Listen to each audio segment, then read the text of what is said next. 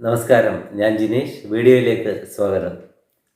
ത്രേതായുഗത്തിൻ്റെ ഭാഗമായി രാമായണം വരുമ്പോൾ ദ്വാപരയുഗത്തിൻ്റെ ഭാഗമായാണ് നമ്മൾ മഹാഭാരത കഥകളെ അടയാളപ്പെടുത്തുന്നത്. കുറച്ച് കാര്യമായി നിരീക്ഷിച്ചാൽ നമുക്ക് മനസ്സിലാകും, രാമായണത്തിൽ വരുന്ന കഥാപാത്രങ്ങൾ പലരും പിന്നീട് മഹാഭാരതത്തിലും പ്രത്യക്ഷപ്പെടുന്നുണ്ടെന്ന്. അത്തരം കഥാപാത്രങ്ങൾ ആരൊക്കെയാണെന്നും കഥാസന്ദർഭങ്ങൾ ഏതൊക്കെയാണെന്നുമാണ് ഇന്നത്തെ വീഡിയോയിൽ നമ്മൾ നോക്കുന്നത്. രാമായണത്തിലെയും മഹാഭാരതത്തിലെയും കോമൺ ക്യാരക്ടേഴ്സിൻ്റെ കഥയിലേക്ക്. ആദ്യത്തെ കഥാപാത്രം പരശുരാമനാണ്. രാമായണ കഥകളുടെ ഭാഗമായി കാർത്തവീര്യാർജുനൻ്റെ കഥ നമ്മൾ കേട്ട് കാണുമല്ലോ. തീർത്തും അധർമ്മിയും അഹങ്കാരിയുമായ കാർത്തവീര്യാർജുനുമായി പരശുരാമൻ ഏറ്റുമുട്ടുകയും കാർത്തവീര്യാർജുനെ വധിക്കുകയും ചെയ്യുന്നു. പതിയെ പരശുരാമൻ്റെ ഉള്ളിൽ ക്ഷത്രിയ വിരോധം ഉടലെടുക്കുകയും അധർമ്മികളായ ക്ഷത്രിയ രാജാക്കന്മാരെ പരശുരാമൻ തിരഞ്ഞു പിടിച്ച് വധിക്കുകയും ചെയ്യുന്നുണ്ട്. പരമശിവന്റെ വില്ലൊടിച്ച രഘുകുലത്തിലെ രാമനെ പറ്റി പരശുരാമൻ കേൾക്കുകയും അങ്ങനെ അയോധ്യയിൽ ചെന്ന് ശ്രീരാമനെ കാണുകയും ചെയ്യുന്നുണ്ട്. ആ ഒരു കൂടിക്കാഴ്ചയിൽ പരശുരാമൻ മനസ്സിലാക്കുന്നു, ധർമ്മം സംരക്ഷിക്കാൻ വേണ്ടി ജനിച്ചയാളാണ് ശ്രീരാമനെന്ന്. അങ്ങനെ ഇരുവരും പരസ്പരം വണങ്ങുകയും സൗഹൃദപരമായി പിരിയുകയും ചെയ്യുന്നുണ്ട്. ഇരുവരും മഹാവിഷ്ണുവിൻ്റെ അവതാരങ്ങളാണെന്ന് ഓർക്കണം. മഹാഭാരത കഥകളിലേക്ക് വന്നാൽ പരശുരാമൻ ഭീഷ്മരുടെയും ദ്രോണരുടെയും കർണൻ്റെയും ഗുരുവാണ്. താനൊരു ബ്രാഹ്മണനാണ് എന്ന് കളവ് പറഞ്ഞ് ക്ഷത്രിയ വിരോധിയായ പരശുരാമനിൽ നിന്നും അസ്ത്രവിദ്യ അഭ്യസിക്കാനെത്തുന്ന കർണനെയും ഒടുവിൽ സത്യമറിഞ്ഞ് കർണനെ ശപിക്കുന്ന പരശുരാമനെയുമൊക്കെ നമ്മൾ മഹാഭാരത കഥകൾ കണ്ടിട്ടുണ്ട്. അടുത്ത കഥാപാത്രം പരമശിവനാണ്. ആദ്യ രാമായണ കഥ തന്നെ പരമശിവൻ ശക്തിയോട് പറയുന്നതായിട്ടും ഈ കഥ കേൾക്കുന്ന കാക്ഭൂഷന്തി എന്ന കാക്ക നാട് നീളെ പറന്നു നടന്ന് പ്രചരിപ്പിക്കുന്നതായിട്ടുമാണ് പുരാണത്തിൽ അടയാളപ്പെടുത്തുന്നത്. അതുപോലെ രാമേശ്വരൻ ക്ഷേത്രത്തിലെ പ്രതിഷ്ഠ നടത്തിയത് പരമശിവനാണെന്ന് നമ്മൾ വിശ്വസിക്കുന്നു. രാവണനും കടുത്ത പരമശിവ ഭക്തനായിരുന്നു.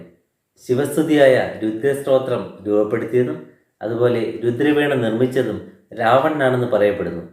തൻ്റെ രുദ്രവീണ മീട്ടിക്കൊണ്ട് രുദ്രസ്തോത്രം ആലപിച്ചുകൊണ്ട് പരമശിവനെ പ്രീതിപ്പെടുത്താനായി രാവണൻ കഠിന തപസ് ചെയ്യുന്നു. അങ്ങനെ പരമശിവൻ പ്രത്യക്ഷപ്പെടുകയും എന്ത് വരം വേണമെന്ന് ആവശ്യപ്പെടുകയും ചെയ്തു. എന്നും പരമശിവൻ തൻ്റെ സംരക്ഷകനായി ലങ്കയിൽ ഉണ്ടാവണമെന്ന് രാവണൻ ആഗ്രഹം പ്രകടിപ്പിച്ചു. എന്നാൽ കൈലാസം കൂടി അവിടെ എത്തിക്കാമെങ്കിൽ താൻ കൂടെ വരാമെന്ന് പരമശിവൻ പറഞ്ഞു. കൈലാസം എടുത്തുയർത്താൻ ശ്രമിച്ച രാവണൻ തീർത്തും പരാജയപ്പെടുകയും രാവണൻ്റെ അഹന്ത ഇല്ലാതാകുകയും ചെയ്യുന്നു. പരമശിവൻ മഹാഭാരതത്തിൽ പ്രത്യക്ഷപ്പെടുന്നത് കിരാതാർജുനീയം എന്ന ഭാഗത്താണ്. പരമശിവനിൽ നിന്ന് പാശുപതാസ്ത്രം ലഭിക്കാൻ വേണ്ടി അർജുനൻ ഹിമാലയത്തിലേക്ക് പോവുകയും അവിടെ കഠിന തപസ് അനുഷ്ഠിക്കുകയും ചെയ്യുന്നുണ്ട്.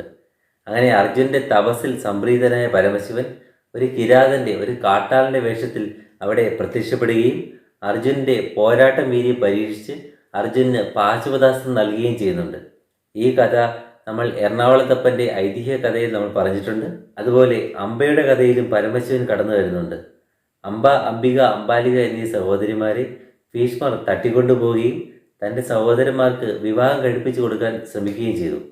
ഇവിടെ അതിനുശേഷം അംബയിൽ നിന്നും ശാപം ഏറ്റുവാങ്ങുന്നതും ഭീഷ്മനോടുള്ള കടുത്ത പക ഉള്ളിൽ സൂക്ഷിച്ച അംബ പരമശിവനെ പ്രീതിപ്പെടുത്താനായി തപസ് ചെയ്യുകയും അങ്ങനെ പരമശിവൻ പ്രത്യക്ഷപ്പെട്ട് ഭീഷ്മരുടെ മരണത്തിന് കാരണക്കാരനായി അംബ പുനർജനിക്കുമെന്ന് അനുഗ്രഹിക്കുന്നു.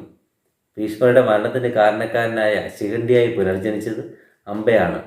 അടുത്ത കഥാപാത്രം ഹനുമാനാണ്. ഹനുമാന്റെ രാമായണത്തിലെ പങ്കിനെക്കുറിച്ച് പറയേണ്ട കാര്യമില്ലല്ലോ. മഹാഭാരതത്തിലേക്ക് വരാം. വായുപുത്രന്മാർ എന്നുള്ള നിലയിൽ ഭീമനും ഹനുമാനും സഹോദരന്മാരാണല്ലോ.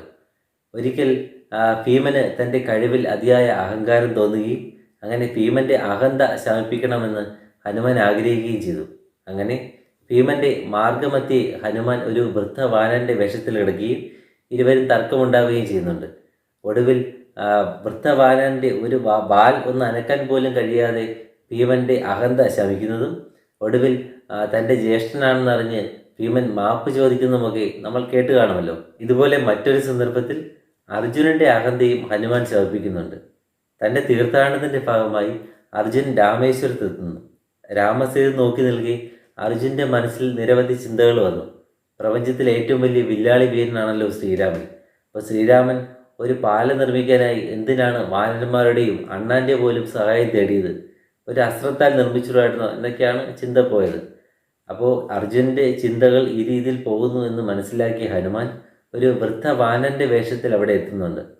അങ്ങനെ അർജുനൻ്റെ സംശയത്തിന് മറുപടിയായി ഹനുമാൻ പറയുന്നുണ്ട്, വാനരന്മാരുടെ ഭാരം താങ്ങാനായി ഈ അസ്ത്രത്താൽ നിർമ്മിച്ച പാലത്തിന് കഴിയില്ലെന്ന്. അപ്പോൾ ഈ അർജുനൻ വാനരനെ വെല്ലുവിളിക്കുന്നു, താനൊരു അസ്ത്രത്താൽ പാലം നിർമ്മിച്ച് കാണിക്കാം, അതിൻ്റെ ബലം പരിശോധിക്കാമോ എന്നൊക്കെ. അങ്ങനെ രാമസേതുവിന് സമാന്തരമായി അർജുനൻ അസ്ത്രത്താൽ ഒരു പാലം നിർമ്മിക്കുകയും വൃദ്ധവാനനായ ഹനുമാൻ ജസ്റ്റ് കാലെടുത്ത് വച്ചതോട് ഈ പറഞ്ഞ പാലം പൊളിഞ്ഞു വീഴുകയും ചെയ്യുന്നുണ്ട്. അപ്പം അങ്ങനെ അർജുനൻ്റെ അഹന്ത ഇല്ലാതാകുന്നുണ്ട്. തന്നെ പരീക്ഷിക്കാൻ എത്തിയത് സാക്ഷാൽ ഹനുമാനാണെന്ന് അർജുനന് മനസ്സിലാകുന്നുണ്ട്. പിന്നീട് അർജുനനും ഹനുമാനും തമ്മിൽ ഒരു സൗഹൃദ ബന്ധം ഉടലെടുക്കുകയും കുരുക്ഷേത്ര യുദ്ധത്തിൽ അർജുനൻ്റെ രഥത്തിൻ്റെ സംരക്ഷകനായി ഹനുമാൻ വർത്തിക്കുകയും ചെയ്യുന്നു. ഭീഷ്മരുടെയും കർണൻ്റെയും അതിമാരകമായ അസ്ത്രങ്ങളിൽ നിന്നും അർജുനനെ ഹനുമാൻ രക്ഷിക്കുന്നുമുണ്ട്. പിന്നീട് മഹാഭാരതത്തിൻ്റെ ഭാഗമായ മറ്റൊരു ഉപകഥയിൽ ബലരാമൻ്റെ അഹന്ത ശമിപ്പിക്കാൻ വേണ്ടി ശ്രീകൃഷ്ണൻ ഹനുമാന്റെ സഹായം തേടുന്നുണ്ട്. ഹനുമാൻ അങ്ങനെ തൻ്റെ ലക്ഷ്യം കൈവരിക്കുകയും ബലരാമൻ്റെ അഹന്ത ശമിക്കുകയും ചെയ്യുന്നുണ്ട്. ഇതുപോലെ അടുത്ത കഥാപാത്രം ജാംബവാനാണ്. രാമസേതു നിർമ്മിക്കാൻ, അതായത് രാമരാവണ യുദ്ധത്തിന് മുന്നോടിയായി രാമസേതു നിർമ്മിക്കാൻ രാമനെ സഹായിച്ചതും പിന്നീട് രാമരാവണ യുദ്ധത്തിൽ വാനരപ്പടയെ നയിച്ചതും ജാംബവാനാണെന്ന് നമുക്കറിയാമല്ലോ. ഇനി മഹാഭാരതത്തിലേക്ക് വന്നു കഴിഞ്ഞാൽ സെമന്തകമണിയുടെ കഥ നമ്മൾ ഓൾറെഡി വീഡിയോ ചെയ്തിട്ടുണ്ട്. അതായത് സെമന്തകമണി തേടി കാട്ടിലെത്തിയ ശ്രീകൃഷ്ണനുമായി ജാംബവാൻ പോരടിക്കുന്നതും ഒടുവിൽ സെമന്തകം തിരിച്ചു നൽകുന്നതും തൻ്റെ മകളായ ജാംബവതിയെ ശ്രീകൃഷ്ണന് വിവാഹം കഴിപ്പിച്ച് നൽകുന്നതുമൊക്കെ ഉണ്ടല്ലോ ആ കഥയിൽ.